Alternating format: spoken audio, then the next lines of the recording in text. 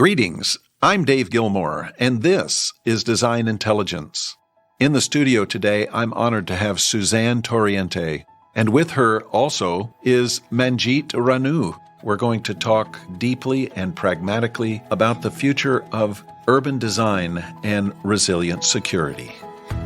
Welcome to this edition of This Is Design Intelligence. Conversations with leadership voices in the built environment. Welcome, Susanne Torriente from Jacobs Engineering and Manjeet Ranu from WSP. And thank you for joining me on this edition of This Is Design Intelligence. I'm glad you're with us. Thank you. Thank you for having us.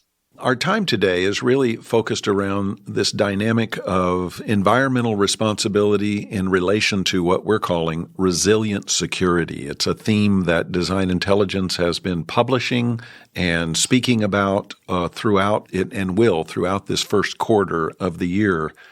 You know, when we looked to environmental responsibility, how are you in your individual practices or as organizations approaching projects through this idea of an environmentally resilient lens? And Susanne, I know that that's deep at the heart of all the work that you do. I'd love to hear from you on how is Jacobs approaching its large projects around the world through this lens, and how are you bearing an influence on that?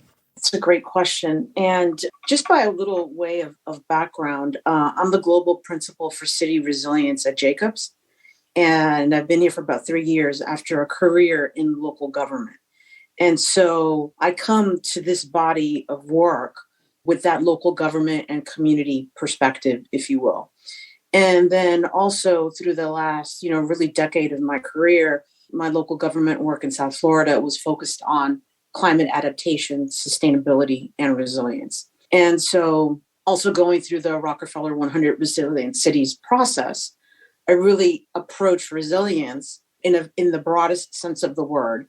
And quite frankly, coming to Jacobs, I've been really happy and impressed that I fit in nicely in an engineering firm and a solutions firm, even though that I'm not an engineer, but we look at things holistically. And so, resilience and sustainability are essentially two sides of the same coin, if you will. And when we're looking at resilience in that broadest sense is identifying that risk and what are you doing to reduce risk and bounce back. And then there's sort of these natural environmental benefits that happen when you step back and look at resilience, not narrowly, but broadly. And so a lot of times, especially in Florida, people say resilience and they think only, water or storm water or climate, right? So I don't necessarily need to put sort of the adjective in front. If once you say resilience as a whole, all these benefits come into play. That's kind of the way I see it. Well, I love that you have this background in public space, and it's very pragmatic, isn't it? I mean, it's where the rubber meets the road, and so we can talk design concepts all day long, but at the end of the day, it comes down to the community where people live, and that's the orientation you've brought. Absolutely. We're, and I work with brilliant, architects and engineers here. And just yesterday we were joking around, working with someone, doing an adaptation project at a community park. And the engineers have brilliant solutions, but I had to remind them the park is for people, and where the Boy Scouts going to play, how are they going to access the water, right? And so that bringing that very just practical angle, like you mentioned, yes, I think that's where I fit in nicely, in Jacobs, working on these multidisciplinary teams, giving these complete resilient solutions. That's fantastic. And so 3 years on the job, and then I should say 3 years on the job at Jacobs. And Manjeet, you're relatively new, I think, to WSP, one of the other large global firms in this space. And it's exciting to see what's going on in your world. Tell us a little bit about some of your background like Susanne did. Yeah, sure. And thanks again for having me on the podcast. And again, I'm Manjeet Ranu. I'm the National Planning Lead for WSP in the United States. And my background, similar to Susanne, is I have experience in both public and private sectors spanning 6 states and practicing in land use, transportation, urban design, capital programs, public engagement, and organizational management. And all that gives me a broad perspective. That's what planners bring to the process and to our environment and infrastructure. And I was pleased to join WSP recently. WSP USA is the U.S. operating company of WSP, one of the world's leading environmental engineering and professional services firms. And in fact, about the time that I started at WSP, we were recognized by Fast Company and its Brands That Matter list for 2022 as a top community-minded business. And WSP USA brings together engineers, planners, technical experts, strategic advisors, and construction management professionals who are dedicated to collaborate in the best interests of serving local communities. And WSP USA designs lasting solutions in the buildings, transportation, energy, water, and environmental markets. And as a large company with a breadth and depth of services with 16,000 employees across 30 or 300 offices in the United States, we do partner with clients to help communities prosper. And that's a little bit about why I was excited to be a part of this opportunity and this real understanding of the importance of resiliency in the work that we do to make communities better and more equitable. So, Manjeet, when you answer this question about environmental responsibility, how are you intending to influence your collaborators through an environmentally resilient lens? This is a critical question because it really, both of you are in positions of influence to influence the professionals that do so much of the research and design. It seems to me that you are both in a role of collective conscience. You're the conscience of the organizations to ensure they keep that lens in front of them. How are you doing that or intending to do that in your role now with this giant corporation? Indeed, it's a lot of responsibility that comes with the work that we do that spans the immediate time frame all the way through decades. And so we could come at this from a variety of angles. But to simplify, it's a multi-pronged approach that starts with considering if we are doing the project right and if we are in fact doing the right project. So we ask, is this a project that supports the immediate need, but also accounts for its near and longer term impact on the broader systems that it needs to support? And is it resilient to changing conditions? So we also approach projects and conversations with clients through our future ready lens and initiative and philosophy of WSPs to really consider the future in the work that we are doing now, which is a hallmark of being environmentally responsible and resilient. So we need to plan and design projects that have often a lifespan of decades and when the future will look different than today. We consider, analyze, and integrate future trends, including climate, society, technology, and resources into our work to plan with the future in mind.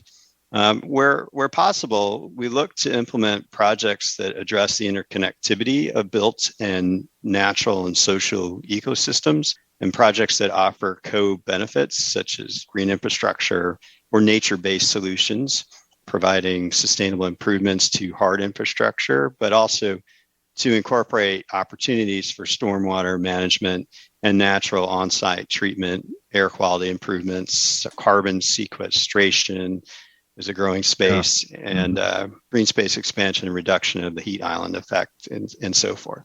So, a wonderful menu of services and opportunities, but let's get down to the pragmatism of what's going on in the world right now. There are tremendous threats to the urban environments. The urban environments are where most of the population of the world is moving to. It is amazing how many people are collecting in the urban space, and yet with that massive migration comes a rising inventory of threats to the urban environment. Certainly, we saw what happened in our public health crises of our pandemic over the last few years going on around the world, and just unbelievable things happening there. The escalation of climate crisis that at moving at an accelerated pace that is impacting so much. And then, of course, we've watched almost daily on the news what's been going on in the Ukraine with the targeted destruction of urban environments and urban infrastructure. All of these things are, that's a short list of an amazing number of threats. How do we go about thinking about this? These are macro problems that really are related to us in the design industry. Susanne, what do we do? Well, don't panic and start to take it in small chunks is really my Cliff Notes version of the approach. Before I answer that, I wanted to add to Manjeet, because I agree with his whole approach and the whole responsibility conversation. I did want to add two little components to his very excellent list. And, when you're thinking about designing for the future, and I also want to say that you design for flexibility and adaptability over time, right? So because future conditions can change. Yeah. And so a lot of the times that we work with our client communities with thinking about how do you adapt now and prepare yourself to continue that path of incremental adaptation and being flexible. And then the other thing that, kind of going back to how we started the conversation is about community and people. And as you're doing projects and designing for the future, really understand and listen to the stakeholders, honor the community and honor their past to build the future. So I did want to mention that because I think it's important. Then going back to the reality of today's world and, climate change and urbanization and everything that's happening, I think every community has risk. And so a lot of the times in Florida, people will say, you shouldn't be living on the coast because of hurricanes. But, just last week, we saw the storms out west, right? And we've seen, when it's fire season or when it's tornado season, and then the pandemic hit all of us. So, every community is exposed to risk. The trick and the brilliance about a resilient path and a resilience lens is really looking deep inside your community, right? And thinking, what are my risks? How do I identify them? What are my climate risks? What are my vulnerabilities? What are my social vulnerabilities? And understanding the vision that the community has, right? And then putting yourself on a path to reduce the risk. So when something happens, you can actually adapt, you can thrive, you can survive. And, a lot of times people say that resilience is about bouncing back. I always said when I was still in government, and I say it here, to me, resilience is about bouncing forward to a new place, always looking to improve and adapt and be flexible. So that's the way I approach it in small increments that can be managed over time. I think that's a tremendous response. Manjeet, what do you say? Yeah, I agree with everything that Susanne mentioned, and I like that phrase, bouncing forward instead of bouncing back. And I think too the process is really important in engaging with a variety of stakeholders and government partners in creating a baseline of understanding of what the conditions are on the ground today and what they could look like tomorrow, and engaging with the partners and stakeholders and the public. Because one of the things that the process does well is it helps to create the technical work and the engagement to bring a common understanding of what the problem is and what the opportunities are. And that helps to build consensus to move forward, to come up with solutions so you can bounce forward. Increasingly, we see severe natural disasters like the one you touched on in the West recently. And those are certainly a concern, and there are cascading effects of these events to infrastructure and energy grids and so forth that result in disruption. And cities are at the forefront of dealing with this. They recognize the interconnected vulnerabilities of these systems to climate impacts and taking an all hazards approach to disaster preparedness. And as an example, we are working with the city of Philadelphia on its all hazards mitigation plan. So it's this notion that planning looks broadly and comprehensively, and all hazards mitigation is a part of that. And while intense climate-related shocks like hurricanes and flooding and wildfires get the most media coverage, the big stressors are exacerbated by the climate change we see today and the wild variations in precipitation, particularly what you see in the Colorado River Basin with this long-term drought there and its effect on water supply and on the forests and on power generation too, and the increasing loss of biodiversity. A lot of risks to urban environments and what can be done to invest well. I mean, with the infrastructure dollars that are available, it's to take the opportunity and not look at those as linear, as infrastructure projects, but as opportunities for community investment and improvement, and also with a lens to equity to raise up all that so they benefit from these generational infrastructure investments that with that eye toward resiliency and equity. I love what both of you spoke about, which is what we call the marriage between social responsibility and environmental responsibility. And why is it for so long we have run in independent silos as opposed to seeing those as interoperable together? It's extraordinary. I guess we're learning as we go, aren't we? You know, when we look at the Sustainable Development Goals coming out of the United Nations and the whole idea of environmental and social governance, we see adoption of this happening at different rates around the world. I know, Susanne, yours is a global role, so you get to see things on a broad basis. And of course, Manjeet, you're in a very large national role as well. How do we accelerate, I'll call it, and advance the adoption of these goals so that they become more than a poster on the wall and they become personalized to each of us? And I'm talking as this industry of ours, of architecture and engineering, it has to become more than just another thing on the list. How do we do this, guys? Yeah, it's really, really important. And during the span of my career, I've seen trends such as years ago, it was this movement to smart growth and changing how we develop from one of an automobile-centric fully suburban model to one that was more about placemaking and making communities more about people and places rather than automobiles and consumption. And recently we've seen a lot of dialogue about equity, and so that's just a conversation that now is fairly common. Certainly a tremendous amount of work to do, but the conversation is definitely out there.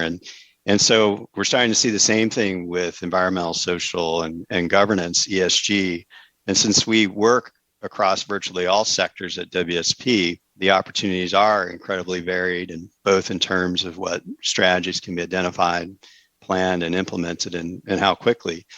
We are already deeply involved in implementing ESG strategy ourselves and with our corporate clients. This is a market that will continue to grow rapidly as companies get more pressure from investors and regulators and other stakeholders to disclose and address their climate risks.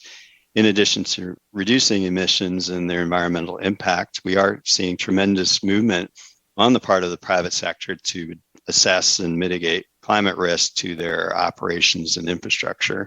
And corporate clients have also started considering the benefits of natural capital markets and investments in nature to support their carbon reduction efforts. Cities have been advancing their climate action planning for some time now, and to focus on the social aspect of ESG more thoughtfully, as equity really has taken center stage and recently, centering on environmental justice and equity solutions in the process. Cities are thinking out of the box on solutions to connect historically marginalized communities with clean energy options and provide greater access to critical infrastructure and services, as well as building resilience to the most severe impacts of climate change. Yeah. Susanne, some thoughts on this? Oh, sure. Such a great conversation. When I think about these social goals and environmental goals, I can't help but think of just the word real integration. They shouldn't be something on the side, something on top of, some sort of a have to do checklist. But if you really want to really incorporate and bring to life environmental and social goals and values, I think that they have to be truly integrated and embedded. And I'm saying starting from training, from the academic curriculum, and really also embedding it in, cities and government operations, in their policies, in their governance models, and in companies as well. I've been really impressed in Jacobs over the last 3 years. I've really seen the company evolve. And, again, I kind of mentioned earlier that I felt very comfortable coming into this large engineering company because of the approach to the work and the multidisciplinary nature. But even in the last 3 years, I've seen how resilience and sustainability and climate response have been elevated in the corporate culture. And that then becomes part of our core values, part of the way we operate. And I see more and more how it's trickling into, operations and how we communicate with our clients and the way we approach our traditional work. And so even a slight name change where people know us as Jacobs Engineering, but we've moved on to become Jacobs Solutions because it's more complete, if you will. So to me, to really see it accelerate, I would say integrate and really institutionalize in your organizations, whether academic, government, or business. I think that is a brilliant response. This whole idea of integration and assimilation, of bringing this all together, and of course in the universities and the schools, it is not primary. It is a secondary in most of the curricula, and it would be amazing if that full consciousness was brought to bear through the 4 or 5 years of a undergraduate's education, and as they entered and crossed over into the professions, they get to sprint in with that as opposed to figure it out along the way. It could be extraordinary on the front end, but in all the things you're talking about. So here's where I am. I am so enthused by this conversation that I think we're going to have a part 2 because we've barely scratched the surface, and both of your responses are so meaningful and thoughtful. You're thinking through these things in an authentic way. And I think there's more for us to unpack. Would you be willing to do a second one sometime in the not too distant future? Certainly. I would love to. Absolutely. It would be great. So I just want to say thank you for joining me today on this time, and let's plan another time together in the future. Let's continue. Thank you so much. Looking forward to the great conversation, and an important one, and appreciate the opportunity for it. Thank you for joining us for this edition of This Is DesignIntelligence. The producer is Laura Spells. The sound engineer is Jared Knabel. This has been a DI Media Group production.